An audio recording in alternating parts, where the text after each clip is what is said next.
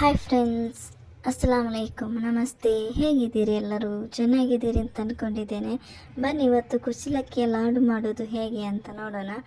ಹಾಗೆ ವಿಡಿಯೋ ಇಷ್ಟ ಆದರೆ ಒಂದು ಲೈಕ್, ಕಮೆಂಟ್, ಸಬ್ಸ್ಕ್ರೈಬ್ ಮಾಡೋದನ್ನು ಮರಿಬೇಡಿ. ಹಾಗೆ ನಿಮ್ಮ ಫ್ರೆಂಡ್ಸ್ ಫ್ಯಾಮಿಲಿ ಜೊತೆ ಶೇರ್ ಮಾಡಿ, ಸಪೋರ್ಟ್ ಮಾಡಿ. ಇಲ್ಲಿ ನಾನು 2 ಕಪ್ ಕುಚ್ಚಲಕ್ಕಿ ತಗೊಂಡಿದ್ದೇನೆ. ಇದನ್ನು ನಾವು ಹುರಿಬೇಕು, ಚೆನ್ನಾಗಿ ಹುರಿಬೇಕು. ಫಸ್ಟಿಗೆ ಹೈ ಫ್ಲೇಮಲ್ಲಿ ಇಟ್ಟು ಹುರಿಬೇಕು. ನಂತರ ಇದು ಸ್ವಲ್ಪ ಉರಿತಾ ಬರುವಾಗ ಲೋ ಫ್ಲೇಮಲ್ಲಿ ಇಟ್ಟು ಹುರಿಬೇಕು. ಇದನ್ನು ಚೆನ್ನಾಗಿ ಹುರಿಬೇಕು. ಈ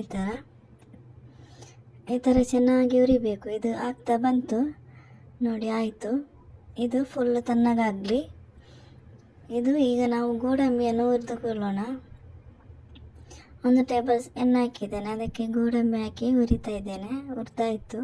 ಇದು ತಣ್ಣಗಾಗಿದೆ. ಇದನ್ನು ನಾವು ಫೈನ್ ಪೌಡರ್ ಮಾಡಬೇಕು. ನೋಡಿ, ಪೌಡರ್ ಆಗಿದೆ, ಚೆನ್ನಾಗಿ ಪೌಡರ್ ಆಗಿದೆ. ಇದಕ್ಕೇನು ಹಾಫ್ ಗಡಿ, ಅರ್ಧ ಗಡಿ ತೆಂಗಿನ ತುರಿಯನ್ನು ಹಾಕ್ತಾ ಇದ್ದೇನೆ.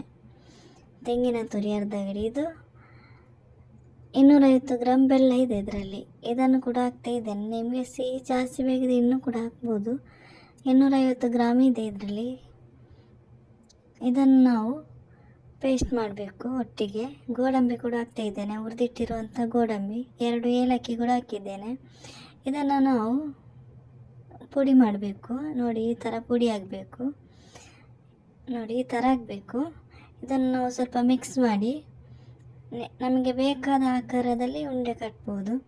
ನಾನು ಇಲ್ಲಿ ಲಾಡು ಕಟ್ತಾ ಇದ್ದೇನೆ. ನೋಡಿ, ಈ ಥರ ಲಾಡು, ಹೆಲ್ದಿ ಆ್ಯಂಡ್ ಟೇಸ್ಟಿಯಾದ ಲಾಡು.